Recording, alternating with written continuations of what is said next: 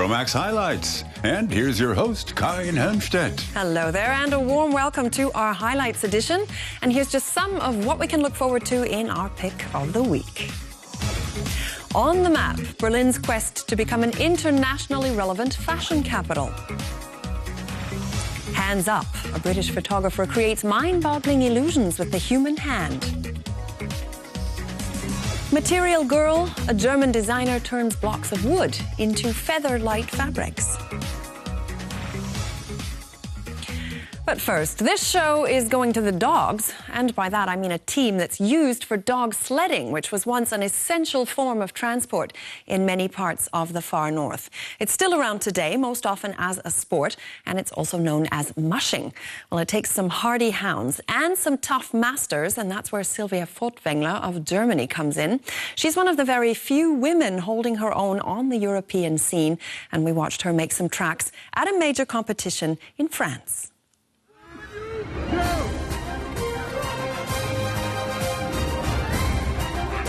La Grande Odyssee is one of the world's most spectacular sled dog races, covering more than 900 kilometers in 12 days. It's a race of superlatives.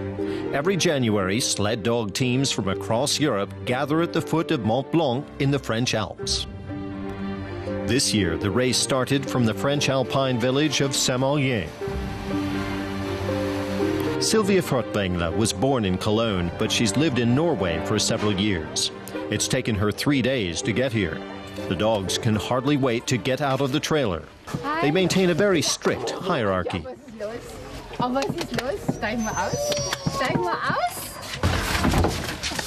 These two are the leaders of the pack. Silvia Furtwängler herself has the status of alpha dog.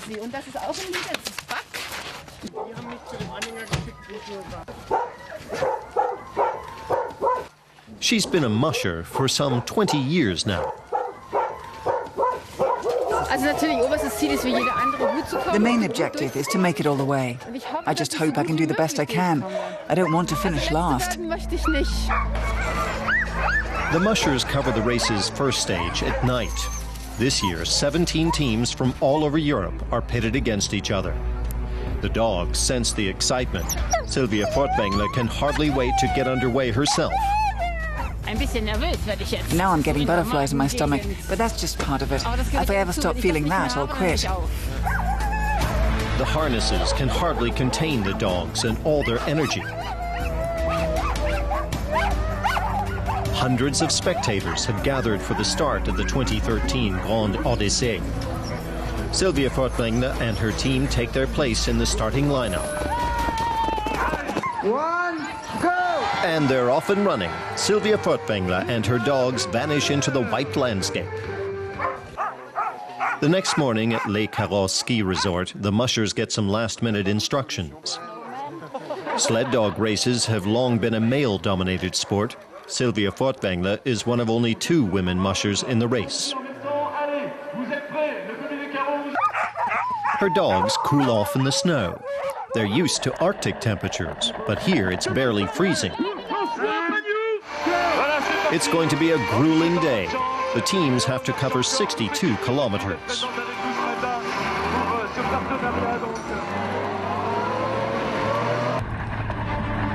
They start on a downward slope.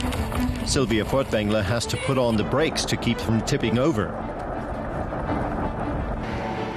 Then the route leads through deep snow and mountain forests. The feeling is simply indescribable. You have to have done it yourself to know what it's like. It's a feeling of pure happiness, to be out there in nature with the dogs and to be at one with it. Then comes another upward slope. The mushers have to be in good physical shape so the dogs don't have to carry their own weight on steep climbs. They might have to jump off and run along behind the sled. Silvia Furtwängler goes easy on her dogs and lets the other sleds move past. The dogs might suffer if driven at top speed. They're still not quite used to the relatively warm temperatures. This stage ends at the French ski resort of Flaine. Silvia Furtwängler isn't among the first, but she's happy with her own dog's performance. Slowly, but fine. The race isn't over yet. Silvia Furtwängler still has time to catch up, but for now she's got to rest up her dogs so they'll be in good condition the next day.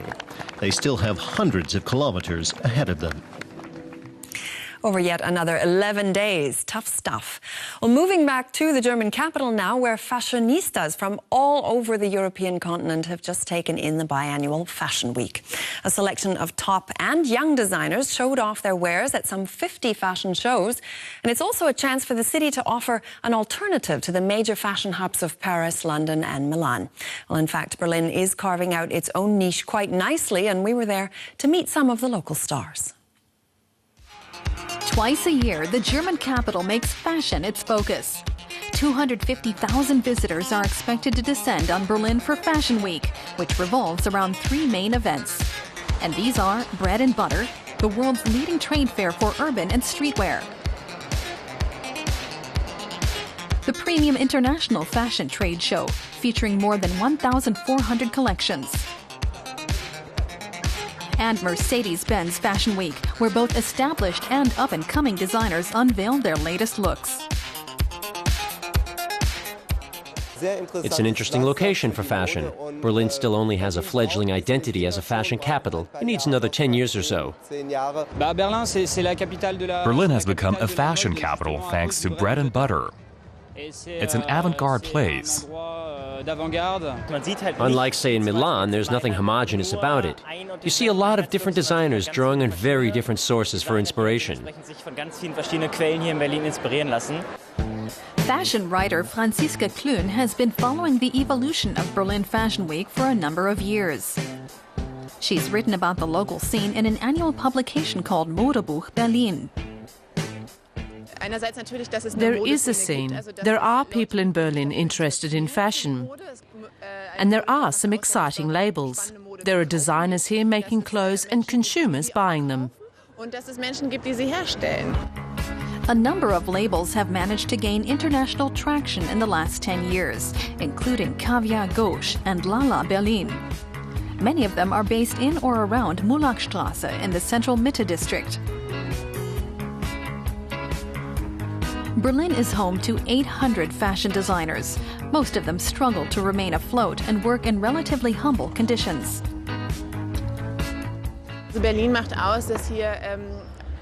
What's special about Berlin is its enormous energy, its wealth of enthusiasm and ideas, and the fact that there are people here passionate about making clothes. And anything is still possible here. It's cheap to live here and to keep a business going. And that's just not possible in cities like Paris and London. Just before the beginning of Fashion Week, we visit Berlin-based designer Kilian Kerner at a casting. The 33-year-old is a poster boy for the development of the city's fashion scene over the past decade. He has achieved what many others only dream of. He employs up to 12 people and is one of the most established young designers in town. Fashion's expensive. You have to invest a crazy amount before you earn money. Many labels fail because you always have to finance your collections in advance. We used to have frequent problems and didn't know how we would keep going until I found an investor. Kerner established his label when he was 25, beginning by designing and sewing T-shirts. Just a few years later, in 2008, he presented his first collection at Fashion Week. Berlin has the advantage of being fresh. And Fashion Week is new, and that's why so many young labels are on display and get attention, because they're not competing with Gucci and Prada. I think that's good because we're here and we're given legitimacy through Fashion Week. At the beginning of the 20th century, Berlin was the center of the German fashion industry.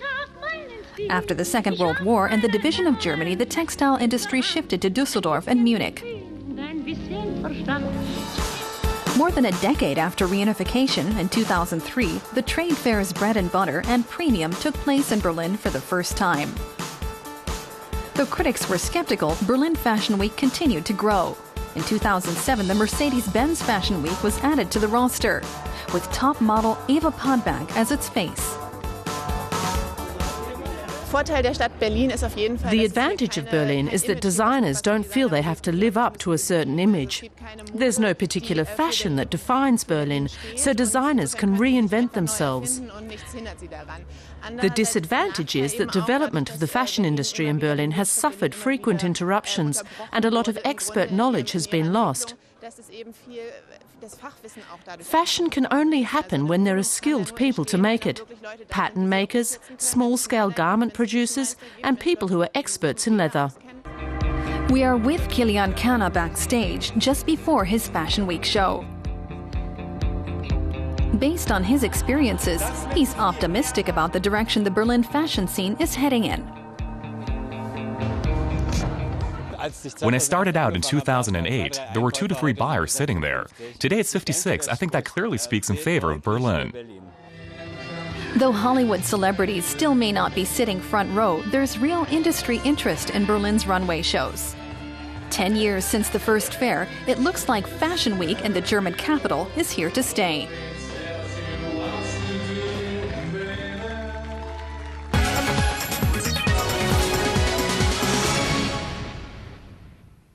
Well, when it comes to painting, sculpting, or even drawing, most artists typically rely on their hands as their most basic tools.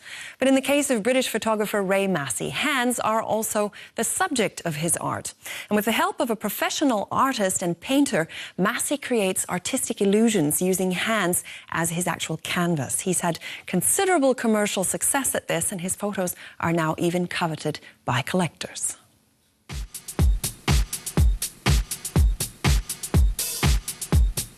You only get these pictures when you take a closer look. They're well-camouflaged hands transformed into art. The pictures were taken by the renowned British photographer Ray Massey. I became a photographer because I didn't want a desk job, I think was the main incentive. But no, I discovered photography when I was about 13. We did pinhole camera in general science at school. And when I saw my first print sort of come up in the developer, that was, you know, just totally found that was absolutely magical. Today, Massey is recreating The Scream by Norwegian painter Edvard Munch. For hand model Tara Malik, this is an unusual kind of shoot. Sometimes you have hand models who've got fantastic hands, but somehow they don't really understand quite what to do with them and how to put them. But Tara is really, really patient and, you know, understanding what we're trying to achieve. Ray Massey's longtime collaborator is British artist Annie Raleigh. She helps him create his optical illusions. It takes her hours to prepare the model's hands. Today, she spent 3 hours with Tara. There's contours on the hand and it's going in and it's slightly distorted. I have to look at it from the angle of the camera and then paint it accordingly.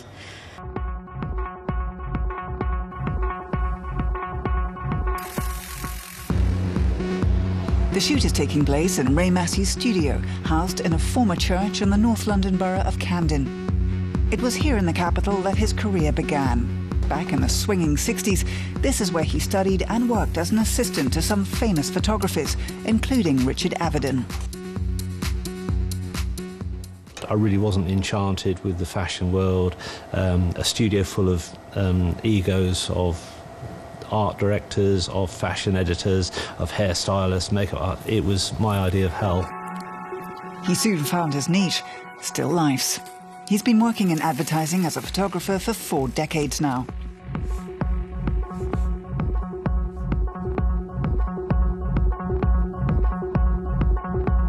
He made a name for himself first and foremost with what's called liquid photography.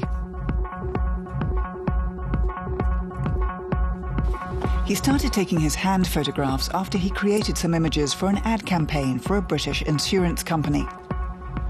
They were picked up and reproduced in the media and numerous blogs. It prompted Ray Massey to see what else he could do with hand photography. Go. Yeah. We're trying to produce an emotion with the hands, and if you're talking to a person, you can always make a person look happy or sad or smile, look grumpy, screw up your eyes, you know, whatever. You can be rude to them and make them arrogant. You can, you know, you control those things. But it's much harder to get some kind of feeling or story into the hands, isn't it? And as I say, hands sometimes, you can move them 1 millimetre and they go from looking beautiful to being very ugly because they're not really intrinsically pretty things. So the next time you're in London, don't put your hands in your pockets. You never know. You might just be discovered by Ray Massey. Well, speaking of handiwork, German textile designer Elisa Strosig engages in it just about every day, and her pet material is wood. But as a fan of textiles, she wanted to get away from its perceived hardness, and she spent a very long period finding ways to make wood as soft and as pliable as a fabric. Well, her creations have already won her numerous awards and prizes, and they also appeal to fans of the sustainable eco-design movement, so we caught up with her in her atelier here in Berlin. This chair has a deceptive cushion. It looks like fabric, but it's actually made of paper-thin wood. Elisa Strosig turns blocks of wood into delicate, supple material. This cover is also made of wood. In general, I want to create something surprising and new. In this project, the challenge was to take a material that's not typically used in textile design and turn it into a fabric, to see if wood is suitable or not and how much you can do with it. This rug consists of hundreds of wooden pieces, held together by fabric. In 2010, Elisa won the German Design Prize for Best Newcomer with her graduation project at London Central St. Martin's. The same year, she also designed a maple wood lamp. The shade can be molded into different shapes. I had the idea of making a lamp for a while. It's an exciting shape, and I think it's especially beautiful during daylight because the lampshade itself creates an interplay between light and shadow.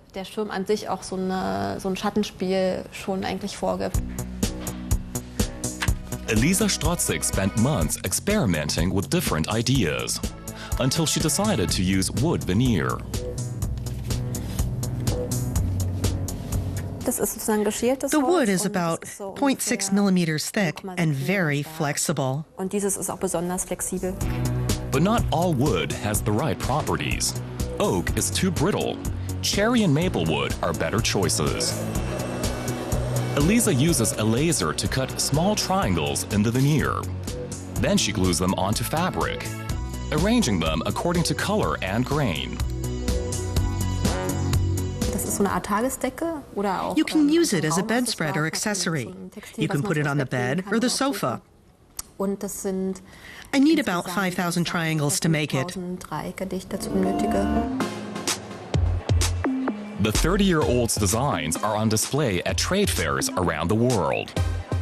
For one project, she created a cabinet shaped like an accordion showcased at the prestigious Milan Furniture Fair.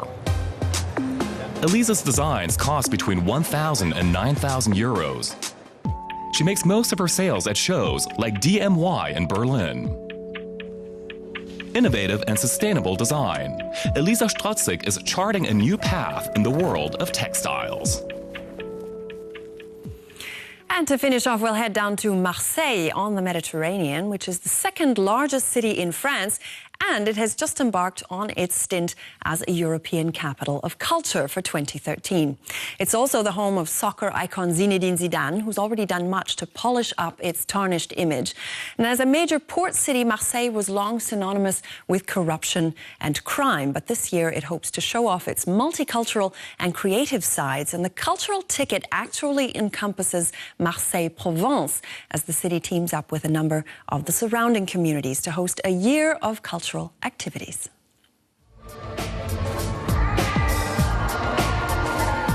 It's the start of a year packed with art and culture, both in Marseille and its surrounding Provençal countryside.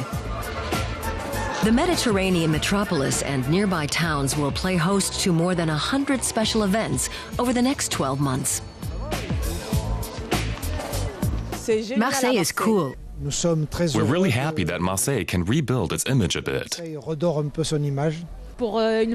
As residents of Marseille, we're really pleased. We get to see great buildings being built, like this one next to us here.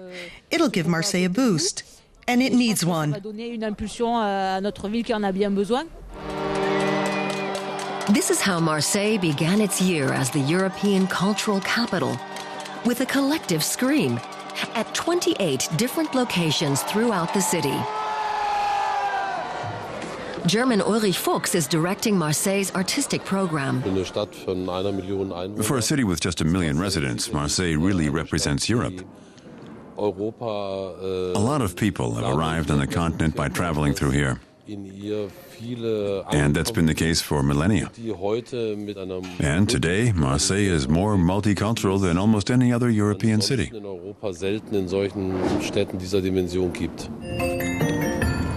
Marseille sits on the French Riviera. Its waterfront hosts several new cultural centers.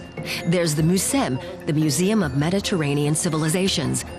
Designed by Italian architect Rudy Ricciotti, it's France's first national museum outside Paris. Right next door is the Villa Méditerranée. It's the second project in Marseille by star British-Iraqi architect Zaha Hadid. There are also exhibitions at the port and at Friche-la-Baie de Mai, an art center and a converted tobacco factory. The exhibition is called Ici Ailleurs, or Here and There, and pieces from 39 internationally known artists are on show until the end of March.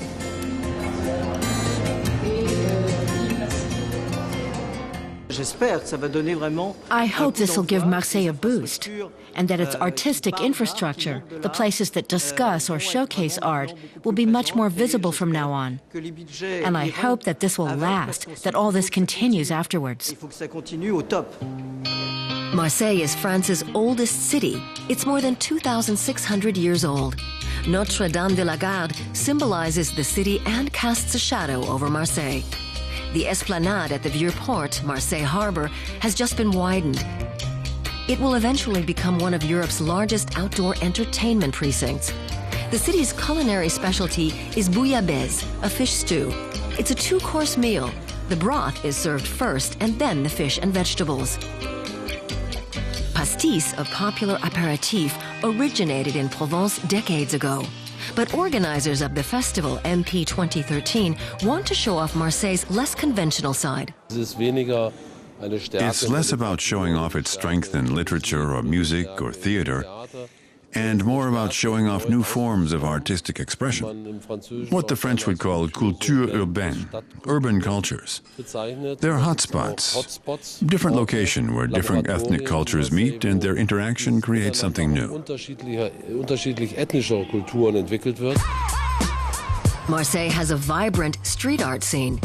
The city is France's capital of hip-hop. Graffiti adorns the streets around the Friche and the walls of Cours Julien, the city's hippest hood. Different cultures rub shoulders here. Muriel Gilabert loves the diversity. The people here really have something to say. In 2013, everyone has their own issues to deal with, but I think it's really time for street culture to shine. Gilabert draws inspiration from Marseille's street art. She runs a vintage store where you can buy all sorts of items, including street art chairs. Many here hope the capital of culture honor will bring change and investment to the city. The MUSEM alone costs 216 million euros. Now that the first national museum outside of Paris is in Marseille, there's the hope that the people who come to Provence for vacation won't just drive by Marseille like they have in the past. We hope they stop and say, I've got to see that.